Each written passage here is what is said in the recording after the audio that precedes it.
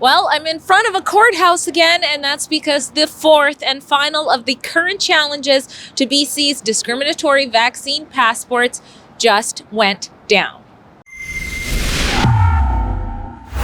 Drea Humphrey here with Rebel News, and I just got out of day one of what is supposed to be a 3-day hearing brought forward by the Canadian Society for the Advancements of Science in Public Policy. We're going to speak to the counsel, Paulina Fortula, for the Society and the plaintiff, Kip Warner, in just a few minutes. But I wanted to give you a rundown on what happened in this court.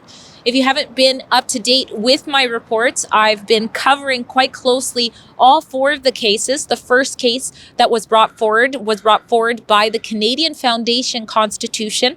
Then it was followed by our special dear and near to our hearts case, the Democracy Funds case, which Rebel News supporters like yourself generously chipped in to help make happen.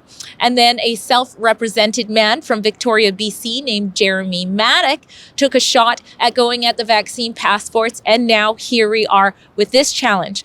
The Honorable Chief Justice Hinkson is presiding over all 4 matters. He's heard a lot of arguments, some of which overlapped, like Chief Medical Health Officer Patty Daly from Vancouver Coastal Health, basically acknowledging this. The vaccine passport requires people to be vaccinated to do certain discretionary activities, such as go to restaurants, movies, gyms, not because these places are high risk. We're not actually seeing COVID transmission in these settings. It's really to create an incentive to improve our vaccination coverage. Or letters written to UBC by chief medical health officers as well as their science board at the school, saying that at this time, when it comes to the Omicron variant, there really is no scientific reason for discriminating between unvaccinated and vaccinated individuals when it comes to restrictions. Now, despite that evidence being available, as was brought up into court today, Dr. Bonnie Henry did not drop the vaccine passport until April 8th. In fact, British Columbia was the last province to drop their mandate. And it's not been too long since their public health officer, Dr. Bonnie Henry, promised we'd never be in this situation in the first place. This virus has shown us that there are inequities in our society that have been exacerbated by this pandemic. And there is no way that we will recommend inequities be increased by use of things like vaccine passports for services, for public access here in British Columbia. And that's my advice, and I've got support from the Premier, and I have talked about this, Minister Dix and others. Now, Justice Hinkson has waited and will be reserving judgment until he's heard all of these cases. And like I said, this one is possibly a 3-day hearing. So a lot's going to go down. At first, it did seem as though the council was a little bit arguing on the premise of science, which Chief Justice Hinkson didn't seem to be too fond of, but she quickly switched gears and started to use those examples that I said, like from Chief Medical Health Officer, and even a quote from Dr. Bonnie Henry, who admitted that when it came to hospitalizations for COVID-19, around 60% of them weren't actually there because of the issue of COVID-19, but rather for other issues, maybe an injury or maybe a pregnancy for such. So if that's the case, were these restrictions, these orders reasonable?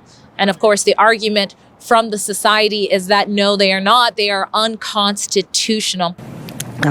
Now with Omicron, the unvaccinated are a smaller proportion. And partly that's because some of the people, a good proportion of people in hospital, and I'll have that data to show you, are people who are admitted for other reasons and have a positive COVID test. So it's not COVID that's driving them into hospital. Unique to this case is that the Society had an expert report from the former public health officer of Manitoba, Dr. Joel Kettner. Dr. Bonnie Henry's lawyer spent quite a bit of time trying to get this report dismissed as expert evidence. Now, it appeared as though the judge wasn't having it. He questioned why that should be the case. You'll find more of that out in my tweets, and we'll have to wait to see if this report stands for this fight. So we're going to have a quick recap with the lawyer to see why this case matters. And if you want to catch up on actually words and quotes from both the justice and the counsels and the government's lawyers on what happened, you can click on my link to my live tweets from the courthouse that are linked in the description below. And then you'll have a really good look of what went down for day one in court. This is counsel Paulina Fortula. You just stepped out of day one of the case. Why don't you let some of the people watching know why this case should matter to Canadians? This case is important because what we're challenging is the orders that mandate vaccination passports in order to attend public gatherings and events, as well as restaurants. And although the mandates have been lifted, we do expect there to be further mandates in the fall. So it's important for the court to consider our arguments and determine whether the orders are reasonable in the circumstances, and whether the exemptions that the CSAP Society, which brought this proceedings forward, are reasonable. And are you guys also addressing some of the healthcare specific orders as well? The healthcare orders are being addressed in a separate petition. This one only relates to the vaccination passports for restaurants and events. Well, I know just from my coverage on things like this, there wasn't a whole lot of counsel that came forward to take on these types of cases. How did this come to be that you took on this case? Who's responsible for that? And anything else you want to add on that? Well, it's really the society, CSAP, that fundraised the funds necessary to bring these challenges forward. It is very expensive to challenge a law or an order by a government official in court. It takes many months and it costs thousands of dollars. So most British Columbians, especially with the COVID restrictions, can't really afford that. So the public fundraising campaign, has been fundamental in ensuring that we can challenge these orders. And so we hope that the public continues to be engaged with the society, with CSAP, and continue to provide funding just so we can continue to challenge the orders and work on behalf of British Columbians' rights. Absolutely. Well, we'll have more on this important court case coming up. This was just day one and it might stretch to day 3. So we'll keep you posted. Thank you so much. Thank you. Well, you heard it. It seems like all hands are on deck. Different organizations came together to fight for medical freedom in British Columbia. We will link this organization in the written article below in the description box.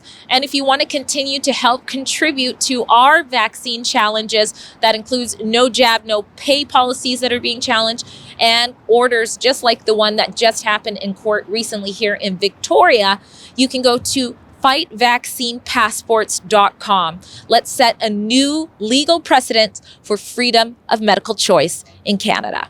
I'm Drea Humphrey for Rebel News.